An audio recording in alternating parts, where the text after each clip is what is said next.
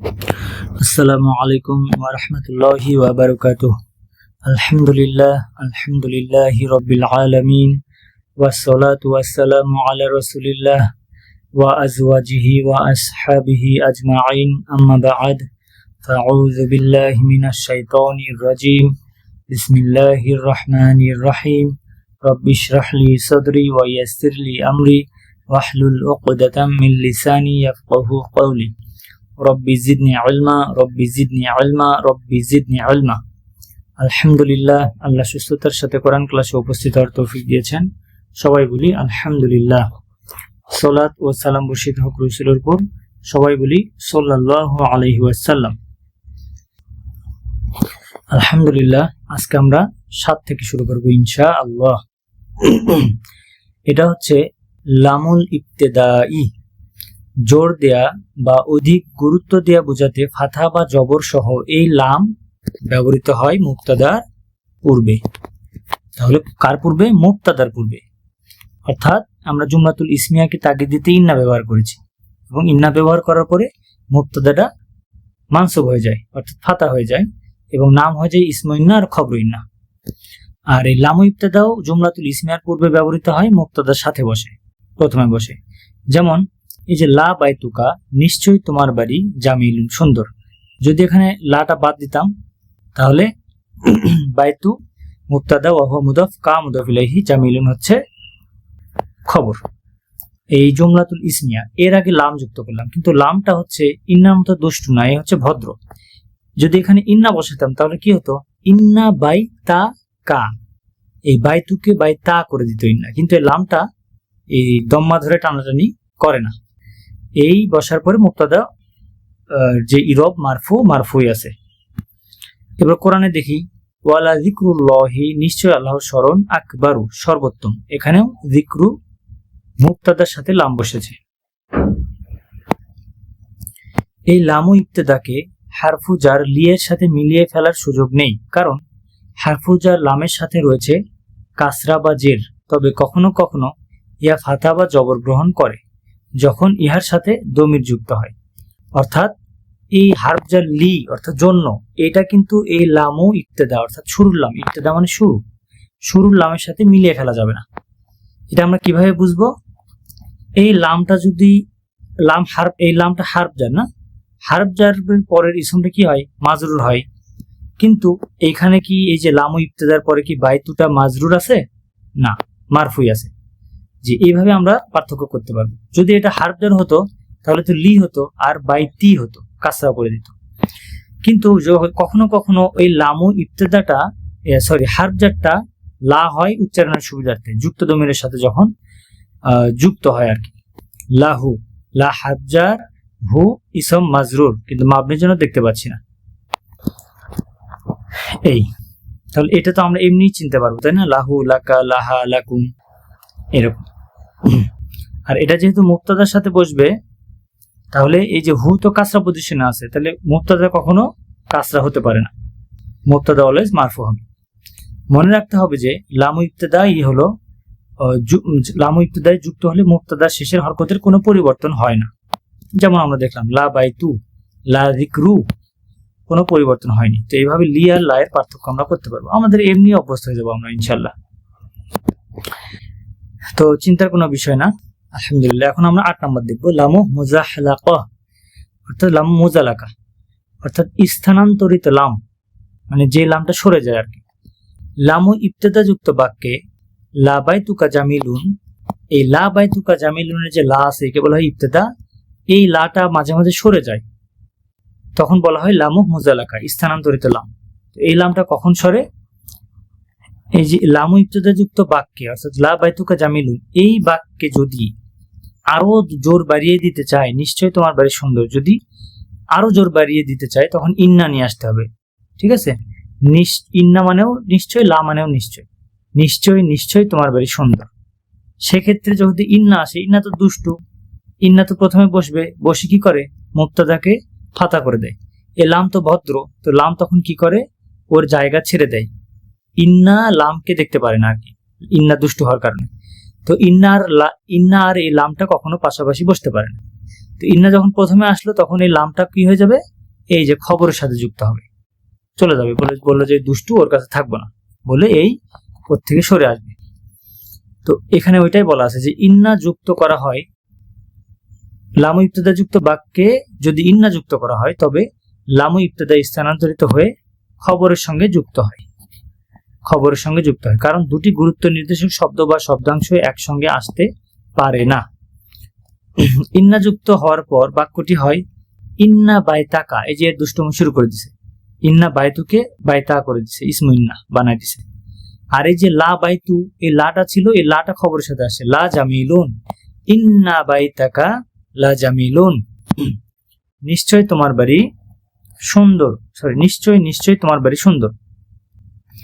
মূল অবস্থান হতে স্থানান্তরিত হওয়ার পর এই লামকে আর লামু ইবতেদা বলা হয় না, কারণ ইবতেদা মানে তো শুরুর লাম, ইবতেদা এটা যেহেতু শুরুতে আর বসলো না, সরে গেল, এই জন্য এটাকে আর লামু ইবতেদা বলবো না আমরা, বরং এই লামকে বলবো লামু মুজালাকা বা স্থানান্তরিত লাম। শুধু ইন্না যুক্ত বাক্য অপেক্ষা ইন্না ও লাম যুক্ত বাক্য অনেক বেশি গুরুত্ব নির্দেশ করে।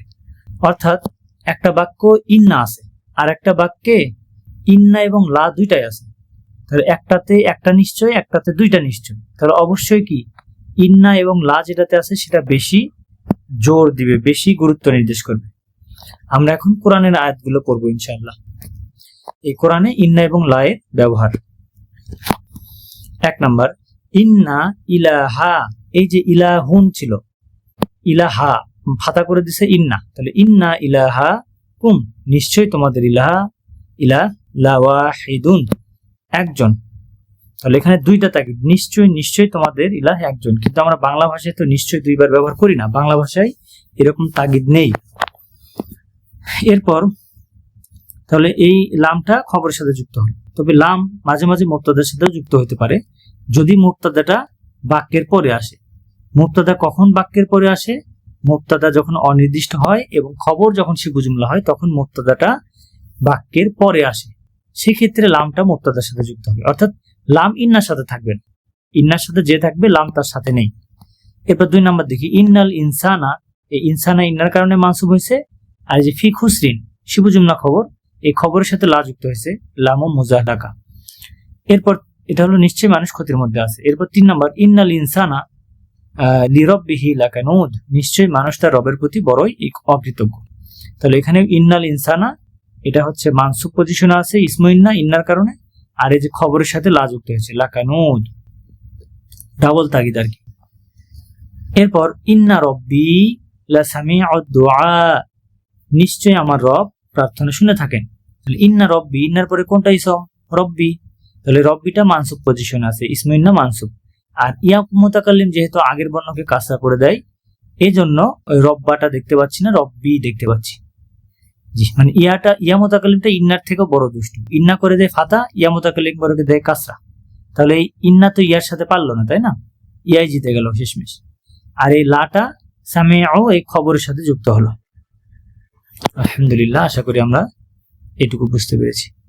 এরপর আমরা দেখি 5 নম্বর, ইন্না নিশ্চয় ফি যালিকা লাইবরাতান লিউলিল আবসার, নিশ্চয়ই উহার মধ্যে দৃষ্টি সম্পন্নদের জন্য শিক্ষা রয়েছে। তাহলে এখানে আমরা একটু দেখি, এটুকু আমরা কেটে দিই, হ্যাঁ, এগুলো এখন আমরা শিখি নাই। তাহলে আমাদের মূলত সেন্টেন্স এখান থেকে এই পর্যন্ত একটা। তাহলে ইন্না ফি যালিকা, ফি যালিকা হারফ জার ইসম মাজরুর, তার মানে এটা কি মুবতাদা হতে পারে না, শিবু জুমলা, তাই না? তো শিবু জুমলা কখন আগে আসলো? এই যে আইবরাতান, লাটা যদি কেটে দিই, মূলত এখানে ছিল আইবরাত, ইন্নাও যদি কেটে দিই তাহলে মূলত কি আচ্ছা, এটা আমি সুন্দর করে একটু দেখাই। এইটুকুর কি সম্পর্ক আমরা ধীরে ধীরে শিখব। আমরা লাটা কেটে দিলাম, ইন্নাটা কেটে দিলাম, তাহলে এখানে কি হতো? আইবরাতুন, আর এটা ফি যালিকা, ফি যালিকা আইবরাতুন, তাই না? এই যে আইবরাতুন অনির্দিষ্ট আর খবরটা শিবু জুমলা, এই জন্য মুবতাদাটা পরে আসছে। তো এখন কি হলো, এই যে ইন্না আসলে কি হয়? মুবতাদাটা ফাতা হয়ে যায়, তো ইন্নার কারণে মুবতাদাটা কি হয়েছে? ফাতা হয়েছে, আইবরাতান। আর শিবু জুমলা তো খবর এখানে আছে, আর এই যে লামু মুজালাকা, এটা কি হলো? ইন্নার সাথে তো শত্রুতা, ওর ইন্নার সাথে বসতে পারে না, এই জন্য এই এখন খবরের সাথে আসলো না, কারণ খবর তো ইন্নার সাথে, এই জন্য এই কি করলো, মুবতাদার সাথে যুক্ত হলো। আশা করি আমরা বুঝতে পেরেছি। এরপর ইন্নাল্লাহা, এই যে ইসমু ইন্না মানসুব, লা সামিউল আলিম, এই যে সামিউন খবরের সাথে লাটা যুক্ত হয়েছে, আর নিশ্চয়ই আল্লাহ সবকিছু শোনেন জানেন। এরপর ইন্না রব্বাহুম, এই যে রব্বাটা ইন্নার কারণে মানসুব হয়েছে, আর এই যে লা খবীরুন, এই লাটা লামু মুজালাকা খবরের সাথে যুক্ত হয়েছে, নিশ্চয়ই তাদের রব তাদের সেদিন কি ঘটবে সেই ব্যাপারে অবগত।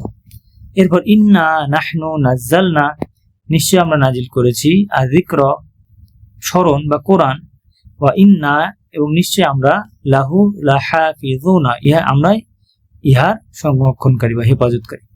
তাহলে আমরা জানি ইন্নাতে যদি একটা মাদ হয় তখন এর সাথে কি থাকে, একটা ফিফথ ফিঙ্গার লাস্ট ঘর, না নিশ্চয় আমরা হয়ে যায়। আচ্ছা, এখানে তো লামু মুজালাকা নাই এই আয়াতে, এইটাতে আছে। তাহলে ইন্না লাহু, নিশ্চয় আমরা, এই যে ইন্নার সাথে যে মাদ আছে না, এটা হলো ইসমু ইন্না মানসুব পজিশনে আছে। আর এই যে খবরের সাথে কি হয়েছে, লাহাফিজুনা, এই যে লাটা খবরের সাথে যুক্ত হয়েছে, লামু মুজালাকা। জি, এরপর আমরা দেখি 9 নাম্বার লা আল্লাহ। এই লা আল্লাহ হলো ইন্নার মতোই কাজ করে, অর্থাৎ ইন্না কি দুষ্টু, লা আল্লাহ দুষ্টু। ইন্না মুবতাদাকে মানসুব করে, লা আল্লাহ মুবতাদাকে মানসুব করে। ইন্না যুক্ত হলে মুবতাদার নাম হয় ইসমু ইন্না, লা আল্লাহ যুক্ত হলে মুবতাদার নাম হয় ইসমু লা আল্লাহ। তাহলে এই ইন্নাকে এই লা আল্লাহ হচ্ছে ইন্নার বোন বলা হয়, মানে বোনদের তো আচার আচরণ প্রায় একরকমই হয়, এই জন্য লা আল্লাহকে ইন্নার বোন বলা হয়, যেহেতু ইন্নার মতোই কাজ করে।